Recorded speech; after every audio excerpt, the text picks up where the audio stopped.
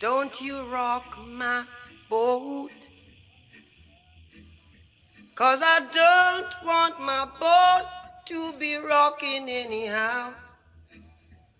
Please don't you rock my boat. In support is Kristen Ogien, Adrian Farrell, John Renauer, Noilani Bouchard, Ann Wolf,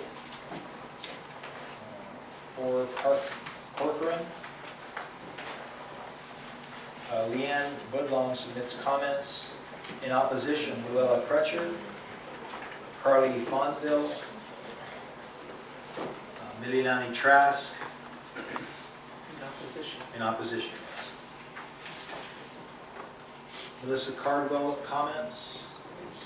Chris Walker in support. Greg Self comments. Stephen Jacquier support. Maria Taylor support. Beth McCormick support. Zachary Normell support. Anik Luder comments.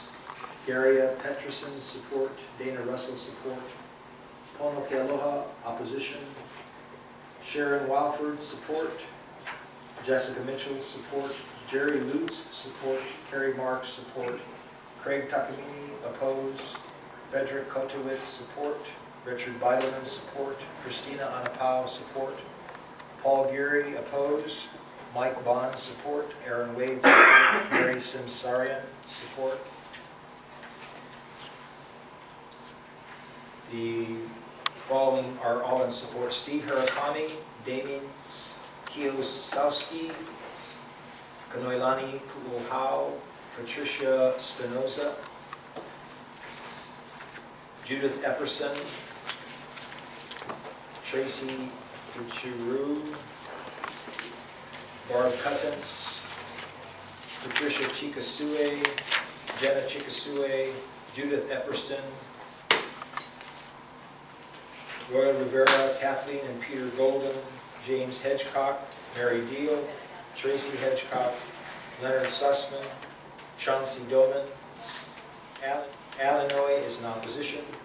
Pleasant William Chikasue submits comments, as do Carl Mousy and Vincent Calvin. Senator Gabbard. Yes. You are? Pleasant William Chikasue. Pleasant.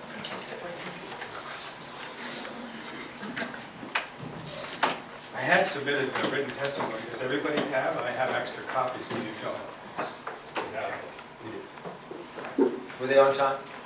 I think they were. Yeah. Sure. Okay. First of all, I apologize for the written testimony because I know there's numerous typos in there. It was done late and under stress and rather hurriedly. I'm sorry. But I think there's nothing seriously flawed in there that you won't be able to follow what's being said. My background, I was born and raised in Hawaii. I lived on Oahu for many, many years. I moved to the Big Island in the late 70s, where I've been residing ever since. I'm a practicing attorney for 35 years, now retired. I grow orchids, and I pay taxes. I pay property taxes, I pay gross excise taxes, and I pay income taxes in the state. And I'm very concerned about what's happening with geothermal.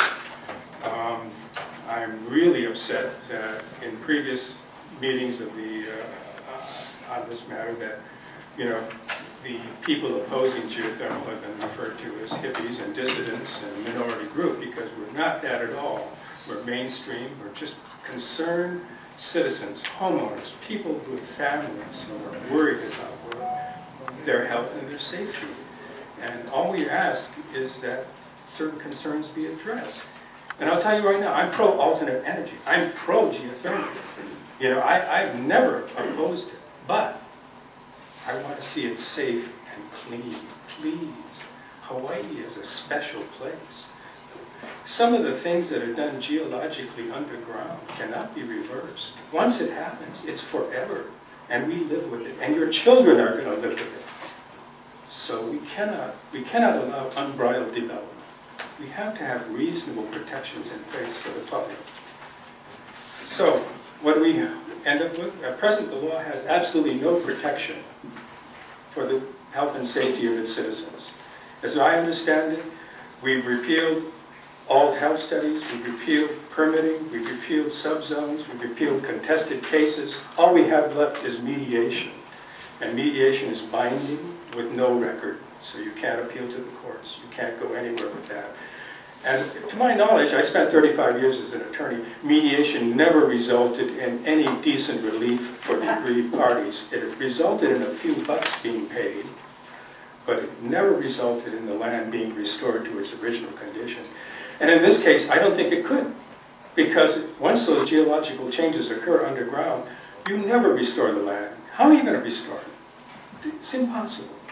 So we have to approach this thing with extreme caution, please. You know, and I'm not saying don't do geothermal, just do it safely and cleanly. Now, HB 106 was a response to this situation where we have no real protection in place. Right? And unfortunately, the House amended it to the point where it is really almost useless. All that's left in HB 106 is permitting, okay? And it's my understanding that today we have pending another bill, 932, which would exempt geothermal from the zoning requirements of permitting process, which to me means that we get absolutely nowhere. 106 you pass, and you pass 932, and the two are pushed, and nothing, the end result is nothing is done to protect the public. I think we need to seriously look at the state of the law, and we need to try and get certain basic protections in place. And I would say that we need to have at least a permitting process where these things can be aired and concerns can be addressed. We need to have some designation of the areas in which geothermal can be used, exploration can take place. Because as it is right now, they can explore anywhere in the state. All right? And I don't know, but they could roll into your home in Manoa and set up a drilling rig and drill.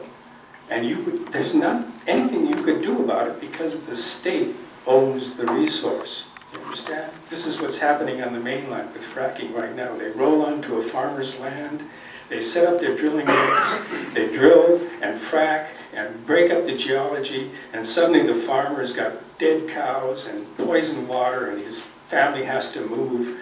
And what does he get? A few bucks compensation, but he has no right. And he can't go to court really, because the state owns the resources, and the geothermal, the fracking guys are acting under authority of the state law. And that's the situation we have here right now. We have no protection. Anyway, I'm asking that you amend HB 106 to at least restore the state of the law that was originally in place back in 1983 when this whole thing started. And that law was effective for many, many years. People lived with that law, and it was working. And then we had to eliminate contested cases, and then we had to eliminate subzones, and now we're even trying to eliminate permitting. Please, you have to take some stand as to what is reasonable and what isn't reasonable. Geothermal can go ahead as long as it meets certain basic tenets of health and safety, as long as these issues are addressed. And we all know Hawaii is a special place. We have more endangered species here than any other state in the nation. In fact, we have as much endangered species in Hawaii as all the rest of the states put together. And here we're going to allow an industry to come in. We're going to give them a sweetheart deal.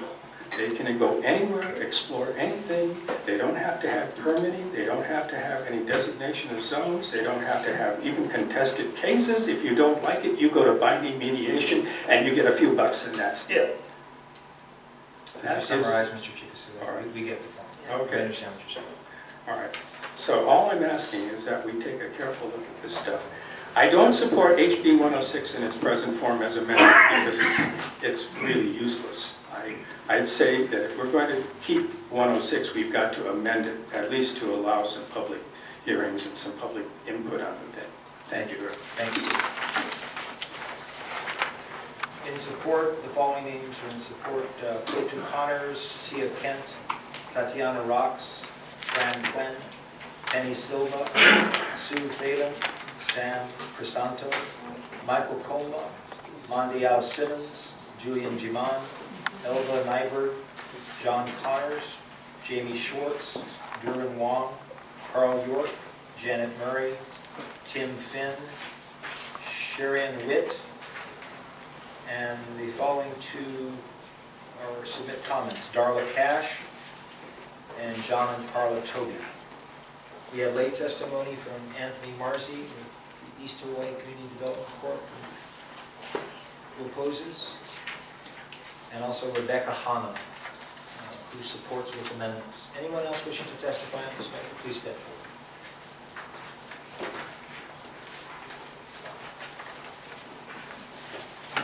Good afternoon, chairs. My name is Jeff Kent. I'm a public policy advocate at Galveston Hawaiian Affairs. Okay. I believe we submitted our testimony. I'm sorry, it's in support with amendments? Yeah, just to cover our amendments real quickly. If you'd like to go with the mediation process, we noticed a couple of confusing segments where it separated how oral and written comments were handled.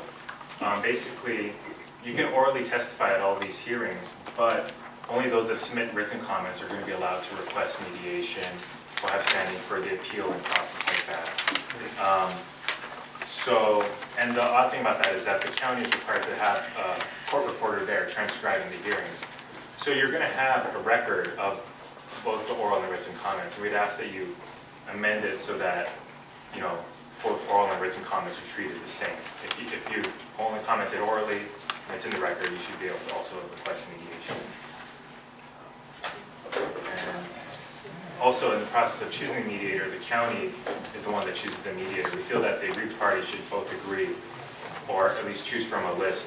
So if you don't have that, the county is the one choosing, you might not have buy-in from the very beginning of that mediation process. And so that might put it off to the best. Okay, thank you. Anyone else? Okay, we'll take a brief recess. Wait, you have two. I'm sorry, please. Please, don't you rock my boat, 'cause I don't want my boat to be rocking anyhow. Please don't you rock my boat.